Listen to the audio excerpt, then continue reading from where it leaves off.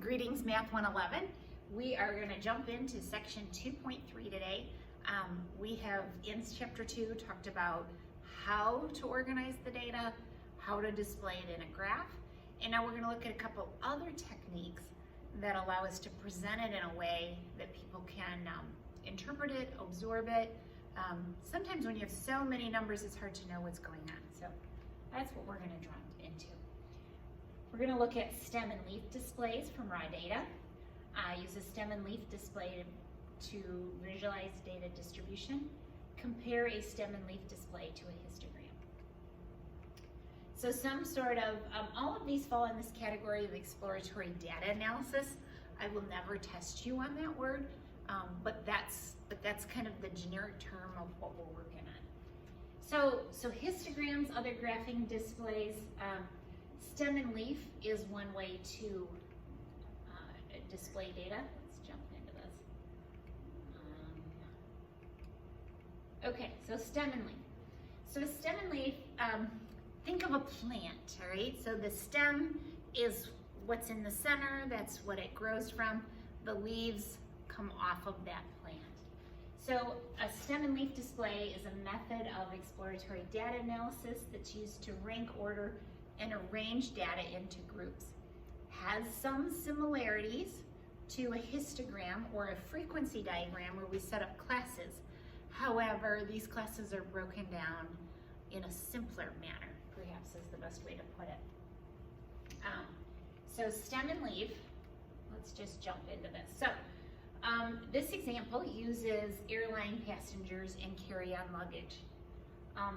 Today, because of the way that airlines have changed their fee structure, people carry on more and more luggage. Like I have been with groups where we were told you had to pack in such a way that it could all be carried on. Now sometimes they take it from you and plain side check it, but so that you didn't pay the extra, you had to do all carry on. So I can imagine that there might be some big carry-ons. Now I do see, here's the guy that just walks on the plane and he has his phone and his wallet and that's all he needs. He just gets on the airplane and goes. But then there's people like me that might have 45 pounds or, because I've got snacks for kids, I've got bottles of water, I've got, books, I've got my laptop, because I'm a mom and I gotta have things ready for everyone and I feel like I always have to be prepared for whatever. I'm this person way up here. So all this data, now why would I care about carry-ons? Why would I care if I was an airline? Well, that adds to the weight of the plane, right? In order for an airplane to fly, you can't have it too heavy.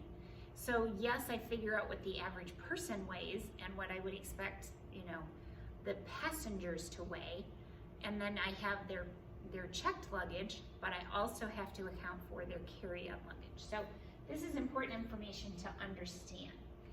So I'm going to break this data into two parts.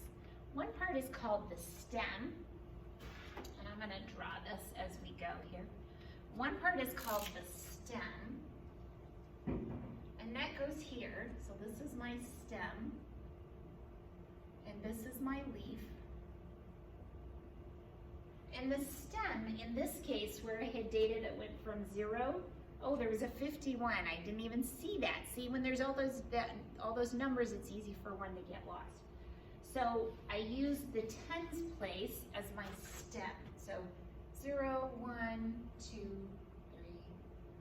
4, and 5. One of the important things you must do is you must indicate what does this mean, okay? In this case, and you just grab a number off the chart to use as your example. 3 line 2 is 32 pounds, okay? I am gonna jump back to the raw data and we are gonna fill in this stem and leaf display. So this first number is 30. So the row, the stem is where the 3 is located, and then the second digit is the 0. Second one is 27. So I write down just the 7. So 2, 7. The next one is 12. It goes in the row that starts with 1, and I write down a 2. The next number is 42, so 4, 2. The next one is 35, so I already had a 0, I add a 5. And then I have 47, 38, 36, 27. Oh, that's interesting. I wrote that 7 down twice because there are 2 27s that I've already come across, okay? And then I have 35, and I'm gonna flip back to the full, whoops, it's going the wrong way, sorry. I'm gonna do that. So if you looked at, we're on slide 18, you can see next to the 0, so that would be 0, 3, and then 0, 0 is just 0. That's the guy that got on, you know, he had his wallet and his phone, that's all he had. 1, 2, so there's a 12, 17, 18, 18, 19, 12, 18. So that's how I interpret these numbers. Now, you're not quite done, you're close, but not quite.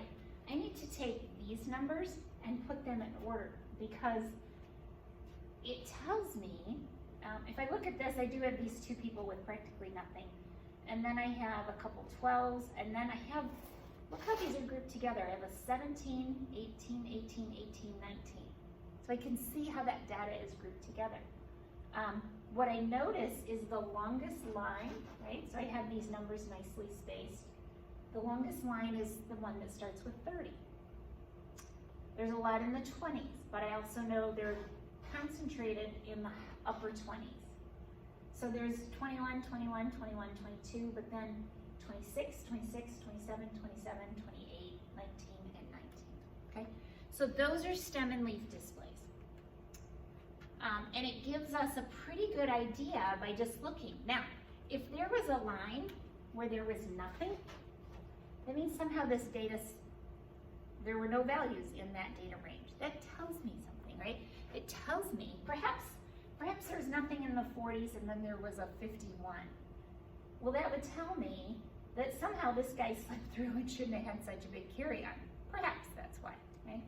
So that slips true.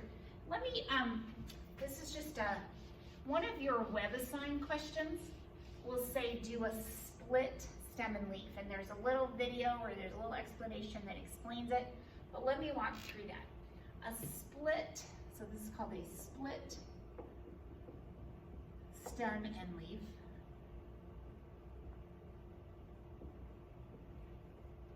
So you're going to have 2 zeros, 2 1s, 2 2s, 2 3s, 2 4s, okay, so on.